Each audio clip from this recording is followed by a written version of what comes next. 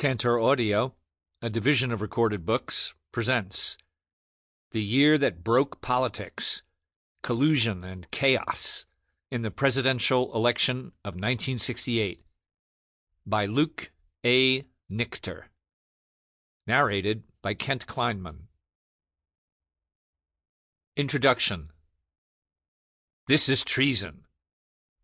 President Lyndon Johnson's remark to Republican Senator Everett Dirksen on the eve of the 1968 presidential election has been widely seen as a reaction to Richard Nixon's effort to sabotage the peace talks in Paris between the United States and North Vietnam. Johnson, after inheriting the conflict in 1963, had begun escalated military involvement in 1965, eventually overseeing a war effort that killed 36,956 Americans and many more Vietnamese by the end of 1968. The war reduced American credibility around the world and made it almost impossible for Johnson to advance his remaining domestic agenda. He was desperate to leave office as a peacemaker. There had been a breakthrough in the talks, and his time was short. On November 5th, voters would elect either Vice President Hubert Humphrey, former Vice President Richard Nixon, or former Alabama Governor George Wallace to succeed him. But we need to take a fresh look at what Johnson said, at what Nixon was doing, at the relations among Johnson, Humphrey, Nixon, and Wallace, and at the entire dynamics of the 1968 presidential campaign. Nothing was as it seemed. Lyndon Johnson should be restored to the central place he occupied. His withdrawal from the election was not a withdrawal from politics. Feeling bitterly rejected by some in his own party, he was eager to influence the choice of his successor, who would bear directly on his own legacy. Nixon correctly perceived that the votes of millions of moderates who supported Johnson over Barry Goldwater in a landslide in 1964 could be in play in 1968. Sworn political enemies, when not facing each other on the ballot, Johnson and Nixon had much less to disagree about and discovered they needed each other. The year 1968 was one of the most tumultuous in American history. The nation's population passed 200 million for the first time. The war in Vietnam exceeded the Revolutionary War as the nation's longest military conflict. The nation was more divided than at any point since the Civil War. The 20th century years, 1914, 1929, 1939, and 1991, and the Revolutionary years, 1789, 1848, and 1989, were pivotal, defined by some political, economic, social, or military event. But 1968 included all four types of events. Americans saw the nation challenged from abroad and from within. We were forced to reconsider what we stood for, where we were going, and whether the fabric of society was strong enough to contain the range of passions our differences evoked. Some of those differences were generational, seen in nationwide campus unrest and the Democratic National Convention in Chicago. Time magazine called it the biggest year for students since 1848. It was a coming of age for the younger generation, which was defined by it.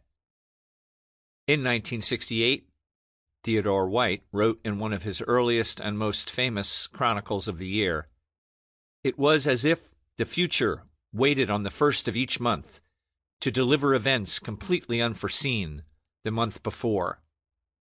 There was almost too much tragedy and drama to list briefly.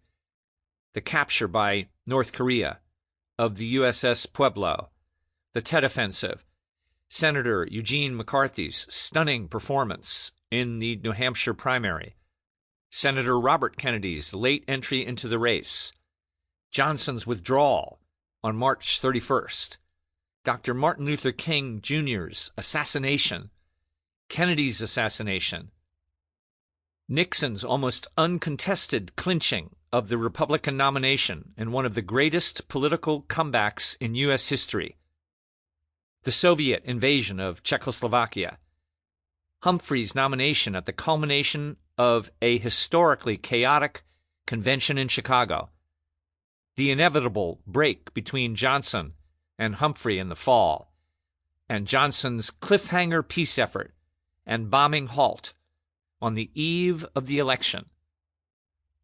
The nation was fractured. Socially, our communities were divided in response to racial upheaval in our cities. We struggled to find the right balance between allowing protest and maintaining law and order. The United States seemed to have reached the limit of its means to pay for both social progress and the war. The economic warning lights, including slower growth and rising inflation, were blinking red. Our armed forces were spread around the world, and few issues were more divisive than the draft that forced our young into combat. The old politics seemed to have run out of answers. The Cold War had reached a turning point, headed toward an unknown destination. The post-war era of American dominance was ending, and the West was being eclipsed by the rise of a hostile and threatening East. It has taken more than a half-century to see 1968 with the distance needed for a more dispassionate assessment. The year was examined, even before it was over, with the first published works hastily written in the weeks after Election Day. Campaign memoirs poured out over the next few years. The focus has been on the rebellious actions of young people, the campaigns of Robert Kennedy or Eugene McCarthy, and Vietnam. Few have considered the political history of the entire campaign. Some chroniclers were at the beginning of their careers in 1968, and their choice of subject was shaped by their personal experiences and political commitments. The flood of quickly published works has led to the assumption that we know everything there is to know about that year. By the time historians turned to it, decades later, the conventional wisdom was firmly established and largely impervious to the new evidence that usually shifts our understanding of people and events. The history of the time will require a considerable perspective. British journalists Lewis Chester, Godfrey Hodgson, and Bruce Page predicted with a surprising amount of professional distance in the immediate wake of the election. The intervening years allow for fresh analysis by those with no stake in the outcome or legacy to defend. A great opening of archival materials now permits a fuller discussion because, despite all that has been written, we have lacked many rigorously researched historical accounts. Despite the many books about 1968, until now, the story of the presidential campaign has been told in solos, political memoirs, campaign biographies, and Cold War histories. This work brings the participants together, reflecting the complexity of the 8-month contest and the high stakes it represented for America and the world. An overemphasis on the actions of Americans has subordinated events in Moscow, Paris, and Saigon that greatly influenced the election's outcome. This work attempts to rebalance the scales of history, taking a broad look while bringing in new voices and perspectives that have been overlooked. The Democratic consensus, found in many accounts, is that Nixon stole the 1968 election by committing treason and violating the Logan Act. The Republican consensus is that Johnson, by creating the illusion of a sudden change in the status of the war, made a last-minute effort to steal the election for Humphrey, which failed. Each interpretation has perpetuated myths that distort our understanding of the campaign and election result. This book rejects both. Instead, it attempts to offer a better understanding of what motivated Johnson, who, while not on the ballot, remained very much politically alive, how Humphrey closed the gap and almost defeated Nixon, the true basis of Wallace's appeal, which involved much more than racist statements made years earlier, and what really motivated Americans to vote as they did. Part 1.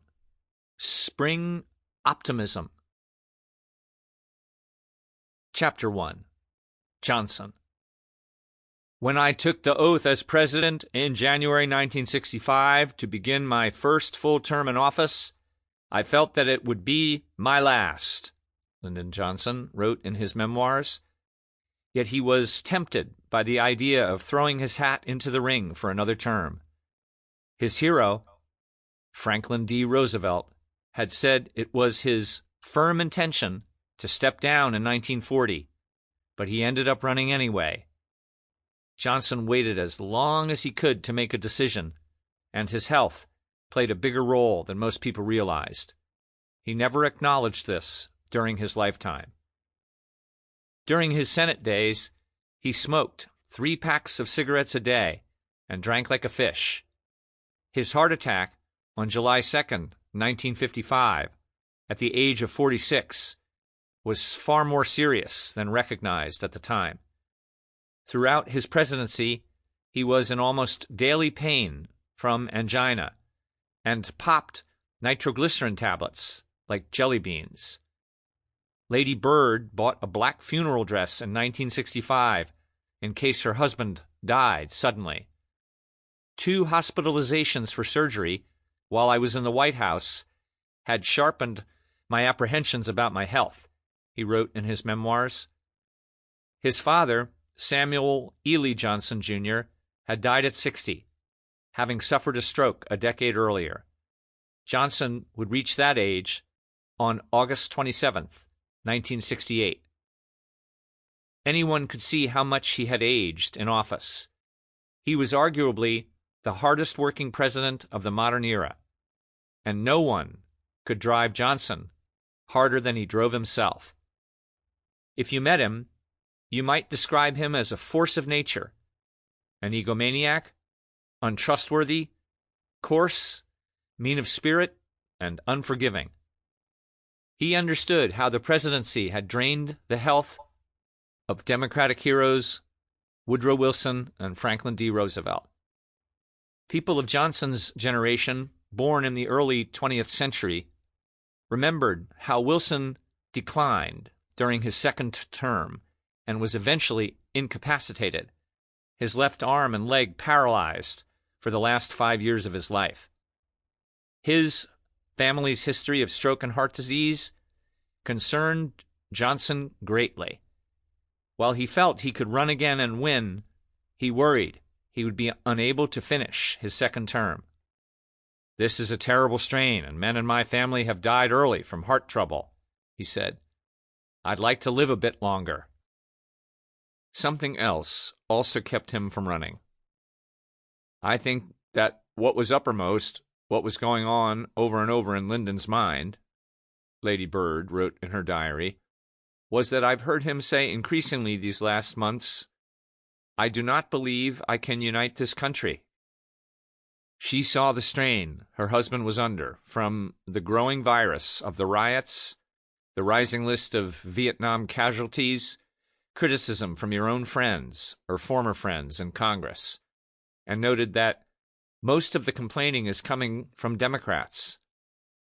Kennedy Democrats, resentful that Johnson was in the Oval Office, never gave him credit after he ensured passage of Kennedy's stalled legislative agenda.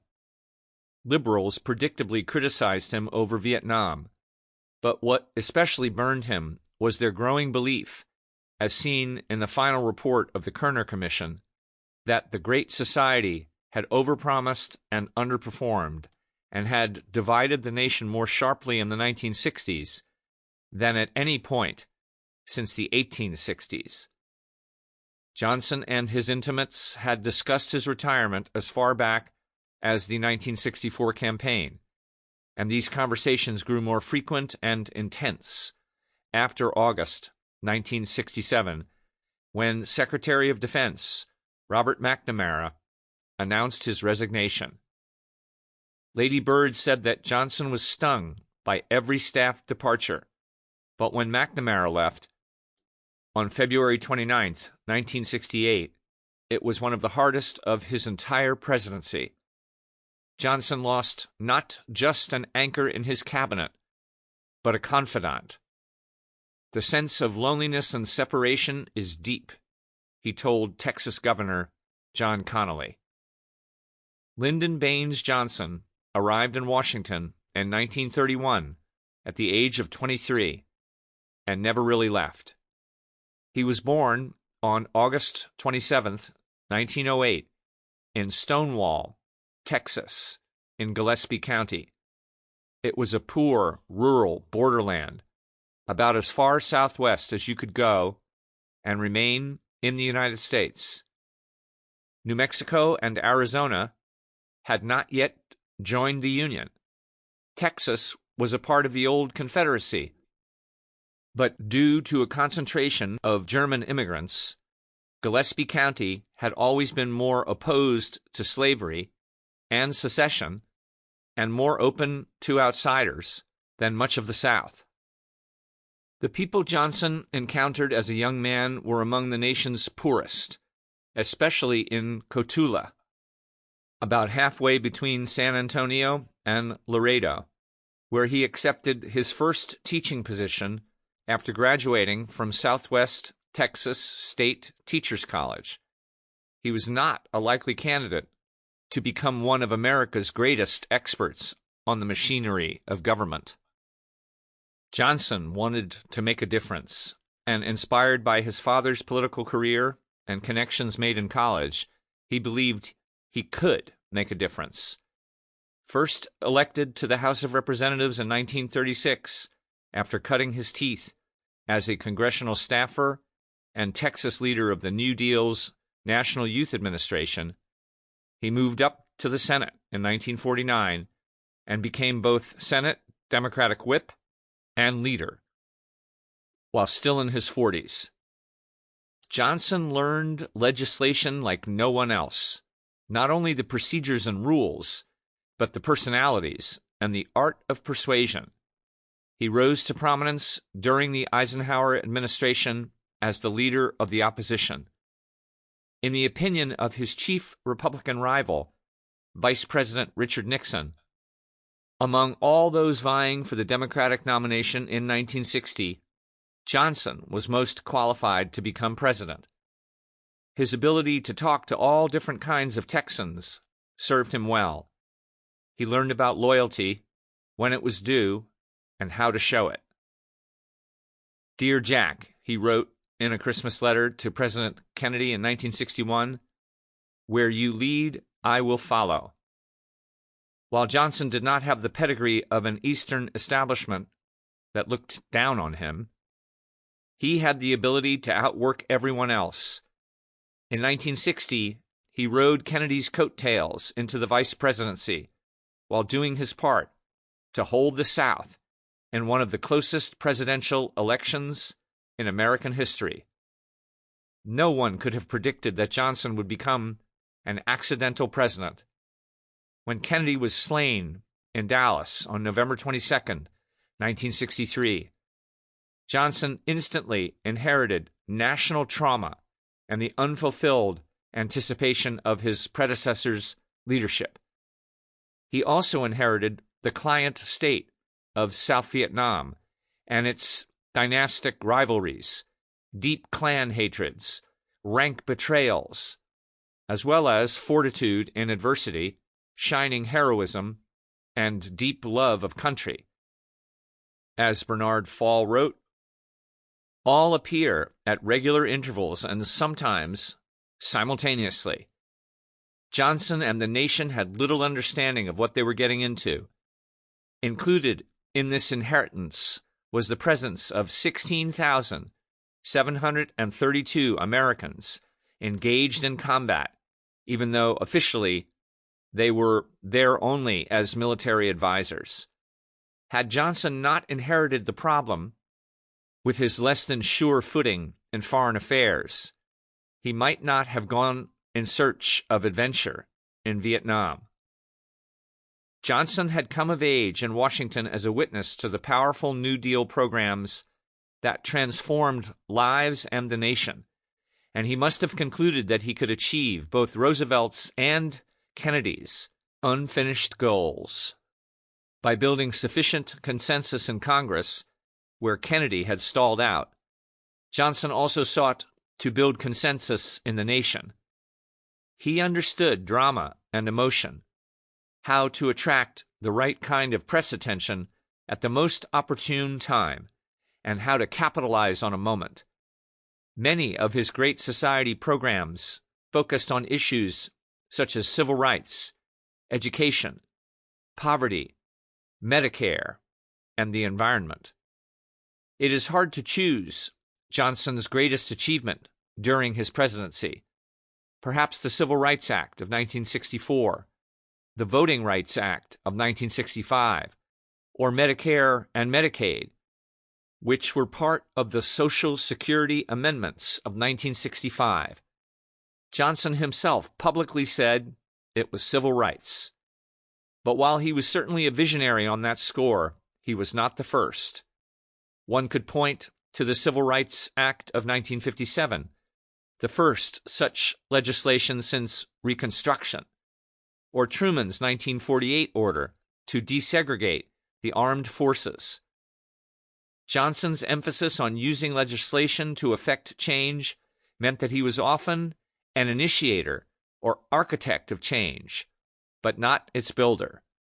That took a collaborative effort, whether for civil rights or the Great Society more generally. A less conventional answer might be that Johnson's greatest contribution was simply what he represented: the rise of the New South. The label incorporates more than the acceptance and promotion of civil rights. While the Eastern establishment and national media made fun of his accent and humble origins, he brought an earthiness and a work ethic to the White House that had not been seen since the time of Andrew Jackson. By demonstrating that a Southern president could be more than a gadfly focused on race and regional issues, Johnson paved the way for future Southern and Southwestern leaders, changing the way Americans thought about the South and bringing an additional degree of national healing a century after the Civil War. 4 of the next 7 presidents came from states that had been part of the Confederacy. Johnson faced great challenges with energy and resourcefulness, but the experience of governing during the turbulent 1960s seemed to drain him. Beginning in the summer of 1967, the violence, arson, rioting, looting, and crime across the nation were almost nonstop. The traditional standards of American conduct and behavior were, beyond any doubt, changing, Theodore White wrote. Johnson's hold on Congress was slipping, and the political mood in Washington was turning against him. For a generation, the goals of white liberals and black leaders had been peaceful integration. In June 1966, Stokely Carmichael coined a new slogan, Black Power. He meant black people having control over their own communities, an appreciation for black culture and values, black police officers to secure these communities, and black businesses serving as their backbone of commerce. But by 1968, some whites equated black power with hate, and Carmichael was doing little to counteract that impression. "If the white man tries to walk over you, kill him," he said. He urged followers to become urban guerrillas who would fight to the death while smashing everything Western civilization has created. Johnson had transformed himself from a Southerner who came of age with typical views regarding race into a champion of equal opportunity. But it was not clear whether, after 35 years in Washington, he was up to a new set of challenges. Lady Bird, his sounding board, editor, cheerleader, and chief critic, reflected, "I admire him fiercely. I want to see him spend himself, give whatever it takes against this miasma of despondency, this ugly virus that is infecting our country." That miasma seemed to be beyond the reach of Congress. Maintaining consensus in the House and Senate was no longer enough to maintain consensus in the nation.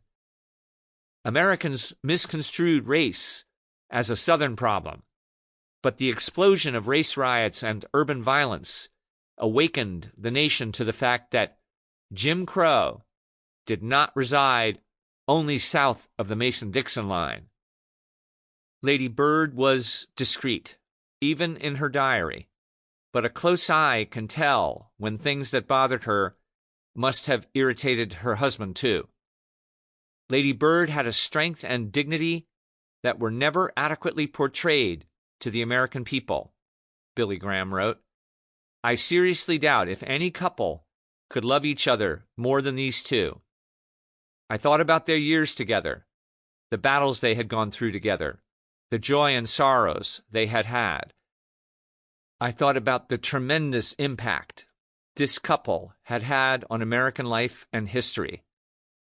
Not only was Lady Bird the closest figure to Johnson to keep a diary, but her thoughts often included his.